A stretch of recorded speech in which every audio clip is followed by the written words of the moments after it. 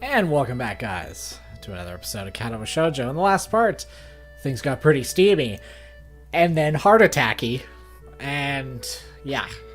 But all in all, it doesn't seem like Hisao went over the handle like I thought he would, but we'll see how this works out in the next, I guess, depending upon how many parts are left. This is a really long story. We're in Act 4, I have to admit, Lily's path is quite long. I don't remember Emmy's path being this long. But regardless, let's get into it. The loud clatter of books falling into the return slot abruptly breaks the grip of silence over the school library. It's becoming a habit for me to come to the library at least once a week. Not only does the reading itself keep me busy, but discussing books with Hanako and Lily also does. Obviously startled, Yuko suddenly twists towards the direction of the noise. I'd have thought her used to people dropping books by now, since she does work here. Oh, hello, Hisao. Back again? It takes me a moment to respond, my mind still distracted by the familiar melody of Lily's humming that's hardly left my ears in the several days it's been since I fell asleep to it. Oh, yeah, just returning some books I borrowed. She casts her eyes downward, presumably to the bin the books dropped into. You're a very heavy reader, aren't you? It's become a bit of a routine now. Passes the time, at least. I wish I had free time to pass. From small talk to depression in less than 5 seconds. I think that's a new record for her. She seems a bit down in general today, even compared to normal. Considering she has to work 2 jobs just to support herself, I could see how that would take a toll on her lifestyle. Come to think of it, the pay for her job here can't be all that bad. The idea of staff in such a prestigious private school going hungry strikes me as counterintuitive. Working 2 jobs must take a lot of time. I'd probably never manage it. You're lucky being a student. Do you think you'll be able to go to university? If she's asking, then I guess that's the expected result of having this kind of education. Private schools like this don't exactly come cheap. I guess. I have the money, I think. I've got plans which will require going to one, but my grades are good enough. It's more of a matter of how I'll pay to do so. University costs so much that I'm having to work 2 jobs to afford to enter it. Paying for daily expenses makes it a lot harder. If you're reading this much, though, that means you're doing well in school, right? Interesting logical jump. Not an altogether wrong one, though. I suppose so. I didn't find any of the exams very hard, aside from maybe 1 or 2. Do you mind if I ask what studies you're pursuing in university? Yuko appears to genuinely brighten at the question. Anthropology. To be specific, I'm specializing in the history of classical-era Athenian civilization and democracy. She really seems to know her stuff. Such enthusiasm is to be admired, and it's nice to see her genuinely excited about something. I guess even somebody like Yuko can be happy if she has a visible road ahead of her. That's good to hear. Whoa! Both of us jump at the sudden interruption coming from my pocket. Apologizing profusely, and I quickly shuffle into the hallway. As I fumble with the cover of my mobile phone, I glance at the screen. Weird, it's a mobile number I don't recognize. Considering I can't count the number of people with my number, I can count the number of people with my number on one hand. I briefly wonder whether it's some telemarketer that's lucked out. Hello, Hisao Nakai speaking. Jeez, pick up faster next time. Anyway, guess who? It only takes me a second to recognize the distinctly deep, Resk voice. Oh no, fuck it, shit, it's Misha. Haven't done that in a while. Hey Misha, didn't expect you to call me. Huh? Oh, okay, he's just being an asshole. Huh? You actually think I sound like her? No, not at all, Akira. I don't remember giving you my number, though, so I thought I'd mess with you. Yeah, he would have Misha's number in his phone. Oh, that!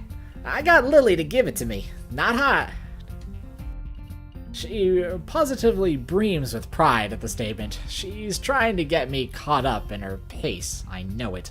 I suppose I shouldn't be surprised that the two would share my number, though, given how close they are.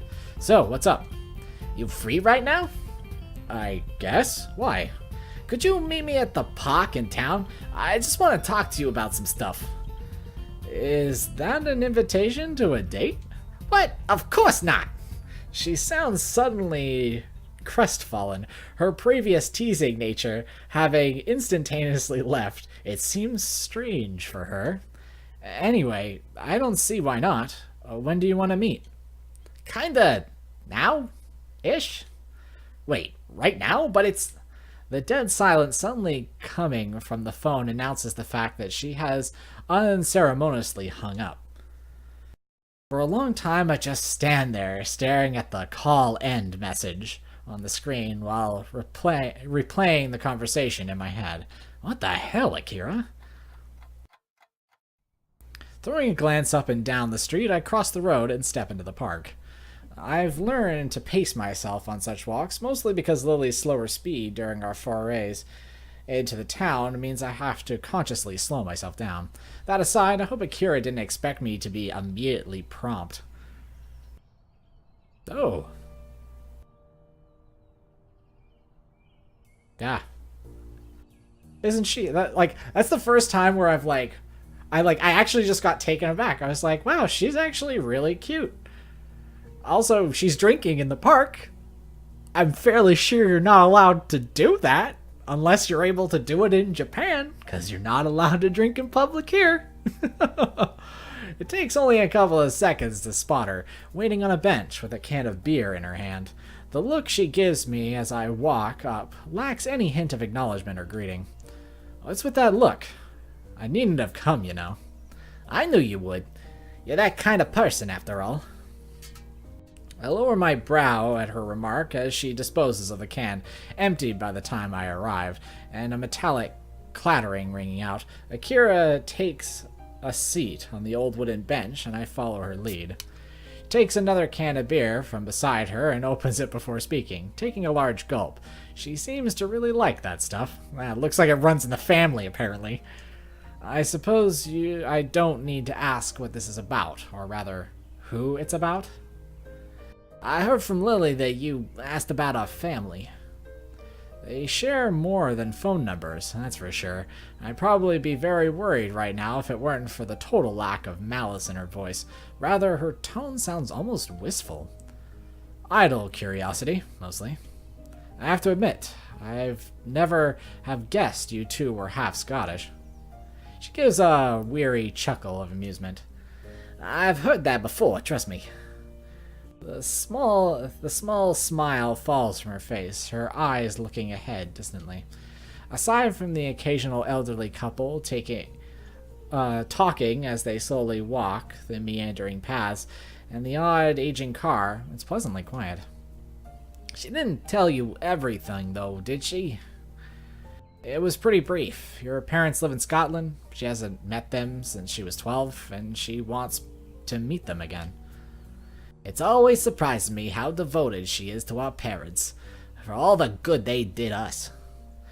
The way she says it sounds almost derisive. She gives a small sigh, as if to quickly brush the feeling away.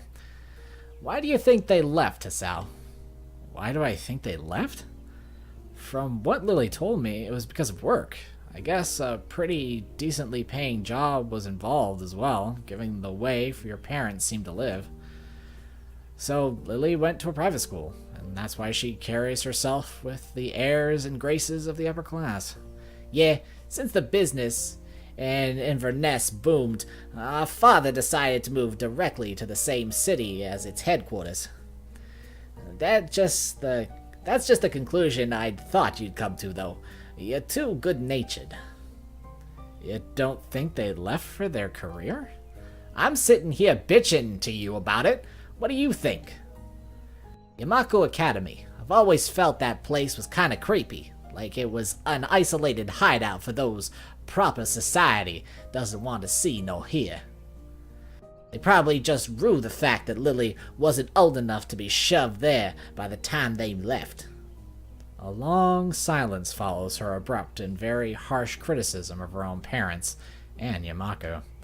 Lily's blindness is hardly something that could be simply ignored for a high-class family attempting to keep up appearances, much less so when a lucrative offer is on the table. Eventually, Akira gives a derisive snort, her feelings coming to a head.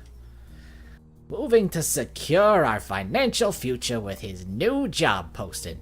Even at the time, I hardly believed it. Not wanting to simply be an avenue for her venting, I gently try to steer the discussion. So, you stayed in Japan with Lily then? Either I stayed with her, or she went to live with an ailing grandmother and grandfather. What about Shizune's family? If you're cousins, then... Our fathers hate each other. It'd have been more than happy to tell them to go screw themselves and live with them anyway, but Lily wouldn't have wanted that. I had also had an offer for a job by then, so we did our best to keep our parents' house in proper shape and tried to continue our lives as they never left. So you just live by yourselves? Basically. Lily had school and I had my job, so we weren't exactly languishing. With a school and a study, and having to do chores while I worked, though I can't help feeling like I failed her. In the end, I tried to be there for her, and screwed it up. Expecting a 19-year-old to be a mother for a blind child, it's ridiculous. So, Lily and Akira lived alone after their parents moved, with Lily largely taking care of herself. I guess that explains her apparent independence compared to many in Yamako. I may have lived alone much of the time since my parents both worked, but that's just something else entirely. Sorry for making you listen to my moaning, Hisao. I don't mind at all, but do you mind if I ask why you're telling me all this? You always were curious. Context, I suppose. Life isn't a fairy tale, Hisao. Some people have to learn that the hard way. She takes a long drink from the can in her hand, her face becoming more depressed than distant. I broke up with my boyfriend a few days ago. After I leave, we're not going to be able to see each other again. But that's how life is. You can't just set your life up and expect it to stay that way forever. Sometimes stuff happens that you have to roll with, even if it means hurting yourself or others. She takes a long breath before looking at the bright orange sky. Damn, if I smoked, I could take a nice long drag right about now and look kind of cool.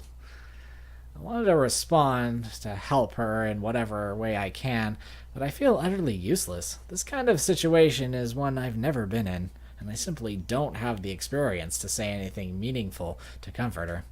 Akira looks over and evidently picks up on this, much to my embarrassment. I must look pretty pathetic right now, whining about this to someone I barely know. Hardly, and I'm pretty much an expert on looking pathetic. She gives a chuckle, the act feeling like a personal victory for me. You're a good kid, Hisao. When I said that I approve of you being with my sister, I wasn't joking, or just being nice. She picks herself off the seat with a grunt, one that seems ill-fitting given her age, and throws the now empty can into the bin after one last swig. It's just unfortunate that doesn't really count for much in this world. When I said that I was leaving for Scotland, I wasn't doing it because a good position opened up in our company headquarters. When our folks told me that when we were at their place, though, they also gave Lily a summons to rejoin them in Inverness. No way. Her evasiveness when asking about her future, that awkwardness that had steadily grown between us, that uncharacteristically outburst of anger, all of them suddenly fit into place. I hate when I say I call it, but I called it. The same family that she reminisced about after Hanako's birthday party, the same family that left her and Akira to themselves after taking flight to greener pastures. Now I feel stupid for never cornering Lily on what was bugging her. I never even considered if something had happened during her trip to her family's home at Everness. And now a sense of unease grows in my chest. If her family has summoned her to join them in Scotland, all the way on the other side of the earth, has she accepted? Lily hasn't told me whether she plans to accept, and it seems she hasn't told you either. That's why I called you down here to talk, Hisao. Context, huh?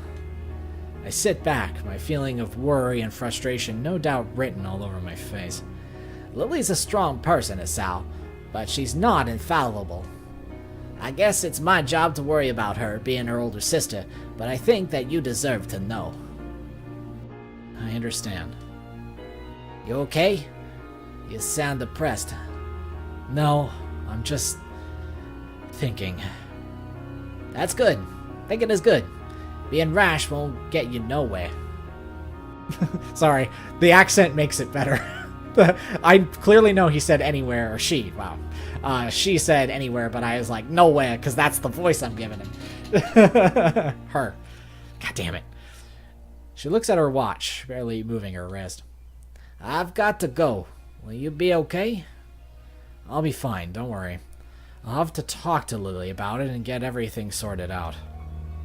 She gives a smile, but it doesn't feel all that genuine or sincere.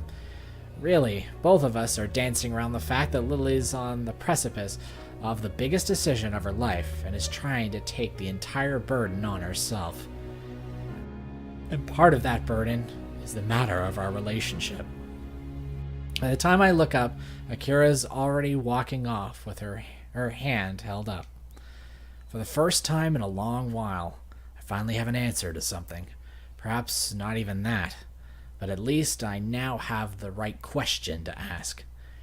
Will you leave or stay?